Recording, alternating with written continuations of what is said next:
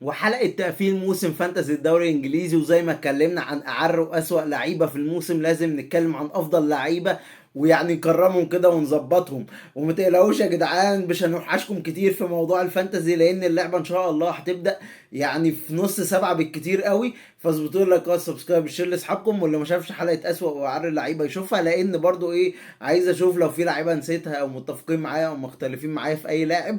ويلا بينا نبدأ. النهارده هنتكلم عن افضل لعيبة، وده مش معناه ان انا هتكلم عن اكتر لعيبه جايبه نقط. ما انت عارف مين اللي جايب اعلى نقط يعني، اما انا جاي اعمل لك ايه؟ انا هتكلم عن اللعيبه اللي سعرها يعني اشتغلوا فعلا بسعرهم. لاعب رخيص جاب نقط عاليه قوي، لاعب رخيص جاب نقط كويسه، لاعب غالي وعمل اللي عليه، في لعيبه غاليه ما عملتش اللي عليها. فالنهارده بقى هنتكلم عن افضل لعيبه. وطبعا زي ما انتوا شفتوا في الحلقه اللي فاتت بتكلم عن خط خط، بس انا قبل ما اتكلم عن اي خط عايز اتكلم الاول عن اساسيات واهم لعيبه كين وهالاند، وبعديهم هتكلم عن صلاح عشان هندخل في خناقه، وبعد كده نتكلم بقى في كل خط. كين وهالاند هما كده كده ملوك اللعبه الاتنين. كين لعب 38 ماتش، جاب 30 جون، 9 اسيستات، يعني حرفيا مشاركاته في الاجوان اكتر من عدد الماتشات بمشاركه كمان. فاللي هو قمه العظمه. وكين بالنسبه لي بصراحه ده افضل لاعب بالنسبه لي في موسم الفانتازي، مع احترامي لهالاند ومش قليل من هالاند، بس بصراحه كين عامل عظمه العظمه. في الناحيه التانية هالاند رغم كل العظمه اللي عملها، عدى بس كين بست جوان وعامل نفس التسع اسيستات. عارف ان هو لعب ماتشات اقل 32 ماتش، بس ده مع فرقه ميته وده مع السيتي. ده مش تقليل من هالاند، بس انا زي ما قلت لكم كين بالنسبه لي رقم واحد في الفانتازي السنه دي، هو الرقم واحد. ده كده كده دول ملوك اللعبه الاتنين دول. نيجي بقى لملك اللعبه اللي هو ايه بتاع المواسم السابقه، صلاح. صلاح يعني في 33 ماتش، في 38 ماتش قصدي، يعني حتى لو هو جايب اعلى نقط في الموسم هو في خط الوسط، ده لاسباب كتير. يعني اولهم ان هو بيلعب كل الماتشات، باقي اللعيبه معظمها ما بتلعبش اصلا عدد الماتشات بتاعته. الى جانب ان هو معاه ضربات جزاء، الى جانب ان هو في فرقه ليفربول حتى لو هم وحشين بس بيوصلوا الجون كتير. فصلاح ب 13 مليون، اغلى لاعب في اللعبه، عامل 16 ماتش بلانك. 16 ماتش بلانك يا مؤمن، 16 ماتش ما جابش فيهم نقط، غير 6 ماتشات تانيين، غير ال 16 ماتش 6 ماتشات جاب فيهم من 5 ل6 نقط. هل ده لاعب يعني يصنف ان هو الافضل فانتازيا؟ انا بتكلم على الفانتازي مش بتكلم على الكوره. الكوره هو السنه دي في ناس بيقولوا موسم وحش، لا هو موسم كويس جدا بالنسبه له. بس انا بالنسبه لسعره ده انا بصراحه ما اشتريش. انا بصراحه شايف ان هو المفروض السنه الجايه سعره يرخص، مع احترامي حتى لو هو اغلى، لا يعني اكتر لاعب جاب نقط في الموسم. بس في لعيبه ب 6 مليون و6.5 مليون جايبين نقط قريبه جدا منه. فانا شايف ان بصراحه ايه، يعني لو هو كان سعره اقل من كده شويه كنت هقول لك اه اكيد هو رقم واحد. بس انا بصراحه السعر ده الى يعني كين وهالاند اللي هم ارخص منه جايبين نقط اعلى منه مليون مره. حتى كين يعني عايز اكلمك حتى بره النقط، عشان انا كمان ايه بحب اتكلم في نقطه الاستمراريه. يعني ما بحبش اللاعب، هو صلاح معظم ماتشاته كان ايه، يجيب ايه في ماتش جونين تلاتة أربعة كده، وبعد كده ينام 5 6 7 8 ماتشات. انا ما بحبش كده. افضل لاعب بالنسبه لي هو اللاعب اللي يجيب لك نقط كل ماتش، حتى لو نقط قليله، 6 7 نقط، 6 7 نقط، 8 كده. كين كان كده. كين يعني صلاح عمل 16 ماتش بلانك وست ماتشات جاب من 5 ل6 نقط. كين 8 ماتشات بس بلانك، وقليل جدا لما كان بيجيب 5 6 نقط. فيعني شوفوا هو ده الفرق. انا كمان مش بتكلم على النقط الاجماليه ولا عدد المساهمات، انا بتكلم كمان في نقط البلانك. فدي نقطة كده حبينا نخلصها كده عشان ايه ندخل الخناقة بدري بدري ونمسك خط خط. وهمسك في حراسة المرمى هتكلم عن اتنين. افضل حارس بالنسبة لي رايا. رايا ب4.5 يا جدعان، لعب 38 ماتش، 12 ماتش كلين، يعني بالظبط كده تقريبا تلت الماتشات كلين، غير ان هو عامل 154 تصدي. انا مش بتكلم على فكرة عن النقط ولا مهتم ولا حتى كاتب النقط قدامي، بس انا بتكلم عموما. لاعب ب4.5 عامل لك 12 كلين شيت ب 154 تصدي، وهو من الاعلى. معرفش هو الاعلى ولا من الاعلى، بس هو كده كده يعني عامل كمية نقط مش طبيعية بالنسبة لسعره. نتكلم عن التاني وهو الحارس اللي اخد افضل حارس واكتر حارس طلع كلين شيت في الموسم، دخية. دخية 38 ماتش 17 كلين شيت، وهو الاكثر كلين شيت في الموسم، 101 تصدي. هو دخية كان بيعمل اخطاء كتير، بس برضه فانتازيا كان بيظبطنا كتير، تصديات، كلين شيت، حتى في ماتشات ما كانش بيطلع فيها كلين شيت زي الماتش الاخير طلع صد ضربة جزاء، في ماتشات ما بيطلعش فيها كلين شيت بيعمل كمية تصديات رهيبة وبيعوضك. فالاتنين دول كانوا الافضل بالنسبة لي. كان في واحد تالت كنت ممكن احطه معاهم بس مش هحطه، كان كيبا. كيبا عمل موسم رائع جدا بالنسبة له شخصيا، بس هو طبعا الفرقة ما كانتش مساعداه، فانا اكيد مش هتكلم عنه. لكن لو كانت الفرقة كانت نضيفة شوية كان اكيد هيتحط مع الاتنين دول. ندخل على خط الدفاع وملك اللعبة في الدفاع السنة دي، والله ربنا يستر الموسم الجاي، تريبيه. تريبيه كان في اول الموسم ما كانش بيعمل اي بلانكات لحد كاس العالم، ما عملش غير واحد، غير اتنين او تلاتة بلانك بالكتير قوي. بعد بعد كاس العالم مخه اتهبل هو وفرقة نيوكاسل كلها، اجوان واسيستاته قال له، ما عدا اخر ماتشين تلاتة كده رجع يشتغل تاني. ما عدا الماتش الاخير جاب جون في نفسه يعني، بس هو لعب 38 ماتش طلع 16 كلين شيت، عظمه العظمه، لانه كان في ماتشات كان بيطلع فيها قبل ما الكلين بيضيع.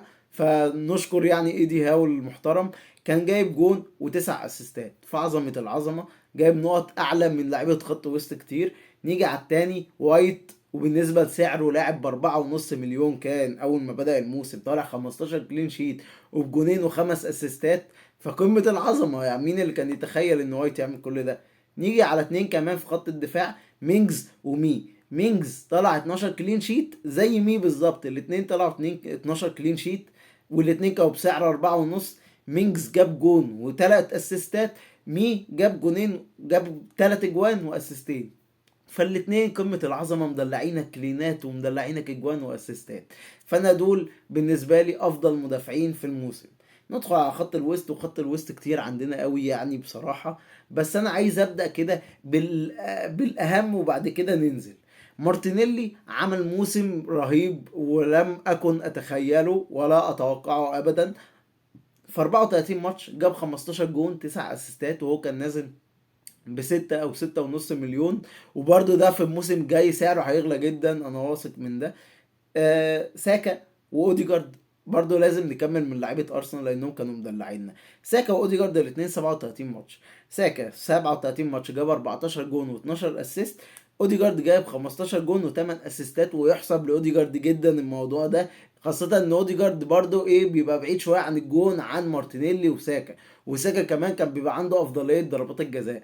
فالفكرة بتاعت ان التلاتة دول عاملين مساهمات قريبة من بعض دي قمة العظمة. ساكا طبعا عامل مساهمات اكتر منهم، يعني ساكا ابن حبيبي يعني، ما لازم ان هو يجيب مساهمات اكتر، بس التلاتة يحسب لهم. وكمان خاصة كمان ان مارتينيلي واوديجارد سعرهم ارخص من ساكا.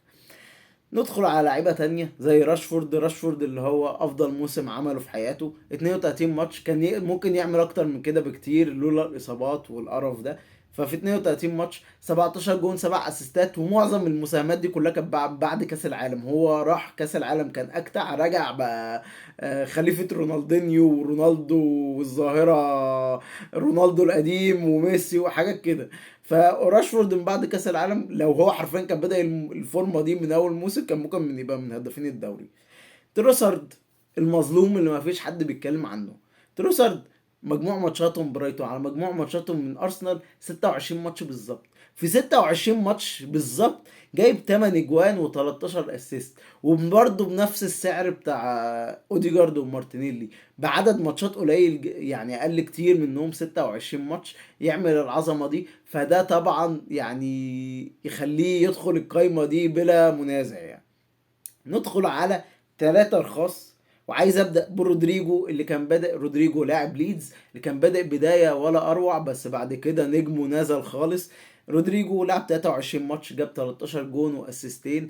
هو بدأ الموسم روعة، وبعد كده مقضيها اصابات، رجع كان وحش، رجع اتصاب، بعد كده رجع جاب جوان ونهى الموسم على كده. ندخل بقى على اتنين رخاص، واتنين كانوا الناس بتجيبهم عشان تكملة الفرقة، بس بعد كده هما الاتنين فعلا اللي بقوا بيدلعونا اكتر من لعيبة غالية. ميتوما اللي لاعب 24 ماتش، ميتوما جايب 7 جوان و9 اسيستات، بسعر ان هو كان ب5 مليون او 5.5 لما بدأ اللعبة. عظمة العظمة.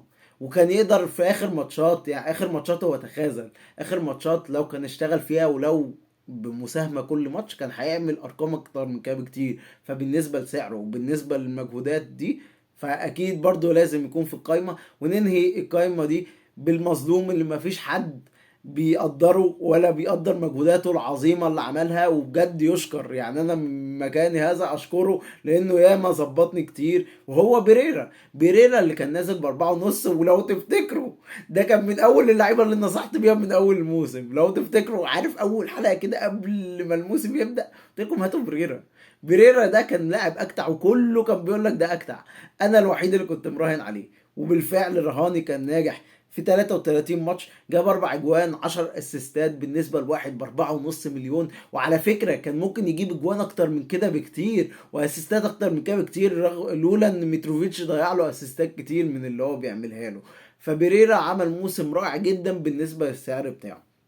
ندخل بقى على خط الهجوم، واحنا اتكلمنا عن كين وهالاند، فهتكلم عن ثلاثة بس بعيدا عن الثلاثة دول. وهبدأ بأكتر واحد بكرهه وده هيبقى في قائمة المكروهين، في قائمة، في حلقة عاملينها عن اللعيبة اللي بكرهها يا جدعان. توني. توني 33 ماتش جايب 20 جون واربع اسيستات. وانت متخيل ان هو كمان كان بيراهن على فشله في ماتشات كتير، ان هو ياخد انذار، ان هو يتوقف، ان هو ما يجيبش جوان، ان هو يضيع ضربة جزاء. هو توني كان بيتراهن كتير على فشله شخصيا وعلى فشل فرقته.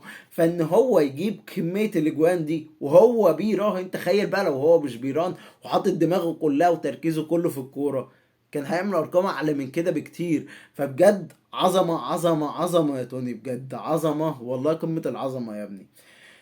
ندخل على التاني معايا، واتكنز. واتكنز برضو كان بدأ الموسم بداية وحشة جدا، حاجة زي راشفورد اللي هو من بعد كأس العالم، من بعد اوناي امري بالذات لما جه بقى مهاجم محترم. جايب 15 جون و8 اسيستات، وبرضو معظمهم من بعد ما اوناي امري يجي. هو لو كان جه من زمان كان واتكنز عمل ارقام اعلى من كده بكتير، بس كان معاه مدرب معوق زي جيرارد، فاكيد لازم ما يعرفش يجيب اجوان. التالت معايا والاخير، واللي هو ما خدش حقه بجد في عدد الماتشات اللي بيلعبها، وقعد ياما كتير احتياطي ومظلوم مظلوم بجد، من اكتر اللعيبه اللي هم بيجيبوا جوان واسيستات زي بمعدل الماتشات اللي بيلعبها. وهو ويلسون 21 ماتش لعبهم جاب 18 جون و6 اسيستات. انت متخيل معايا؟ انت متخيل معايا؟ يعني هو معدي عدد الماتشات اللي لعبها، عدد المساهمات بتاعته اكتر من عدد الماتشات اللي لعبها. فبجد شابوه جدا لويلسون، عامل عظمة العظمة في الموسم ده. ولو كان لعب ال 38 ماتش او حتى معظم الماتشات كان هيعمل ارقام قريبة كمان من كين وهالاند وتوني واللعيبة الحلوة دي كلها. بس كده يا شباب، قولوا لي بقى انتم متفقين معايا ومختلفين معايا في اي لعيبة، ولو في لعيبة نسيتها اظبطوا لي لايكات، سبسكرايب، الشير لاصحابكم.